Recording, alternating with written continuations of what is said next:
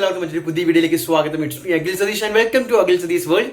SSLC മക്കൾ എല്ലാവരും വളരെയധികം സന്തോഷത്തിലാണ്. കാരണം ഭൂരിഭാഗം പേർക്കും കെമിസ്ട്രി പരീക്ഷ ഒരു വിധത്തിൽ വലിയ കടുപ്പമാക്കിയില്ല.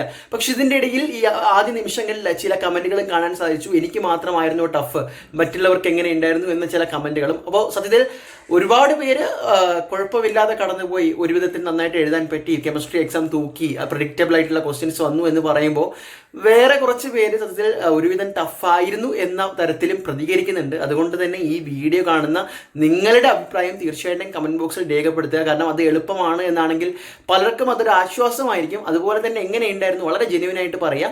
സമയം തികഞ്ഞോ, പ്രിഡിക്റ്റബിൾ ആയിട്ടുള്ള ക്വസ്റ്റ്യൻസ് വന്നോ, അതുപോലെ തന്നെ നിങ്ങൾ പ്രതീക്ഷിക്കുന്നതിനേക്കാളും മുകളിൽ ഗ്രേഡ് കിട്ടുമോ, എന്തായാലും ആദ്യത്തെ പ്രതികരണങ്ങൾ വരുമ്പോൾ SSLCയുടെ കെമിസ്ട്രി പരീക്ഷ ഒരുപാട് ടെൻഷനോട് കൂടിയാണ് പലരും അഭിമുഖീകരിച്ചത്. കാരണം കഴിഞ്ഞ സോഷ്യൽ സയൻസ് എക്സാം നമ്മൾ വിചാരിച്ചതിൽ നിന്നും കുറച്ച് കടുപ്പമാക്കി പിന്നീട് വന്ന പ്രതികരണങ്ങൾ അനുസരിച്ച്. അപ്പോൾ അങ്ങനെ ആയിരുന്നു കെമിസ്ട്രി എക്സാം എഴുതാൻ പറ്റിയോ, എന്താണ് നിങ്ങളുടെ പ്രതീക്ഷകൾ? തീർച്ചയായിട്ടും കമന്റ് ബോക്സിൽ രേഖപ്പെടുത്തുക. ഏറ്റവും പുതിയ വീഡിയോകളുമായിട്ട് കാണാം. വാല്യൂഷനുമായി ബന്ധപ്പെട്ട ഏറ്റവും പുതിയ അപ്ഡേറ്റ് ഉണ്ട്. അപ്പോൾ എല്ലാം അറിയാൻ ഇപ്പോൾ തന്നെ ചാനൽ സബ്സ്ക്രൈബ് ചെയ്യുക, വീഡിയോ ലൈക്ക് ചെയ്യുക.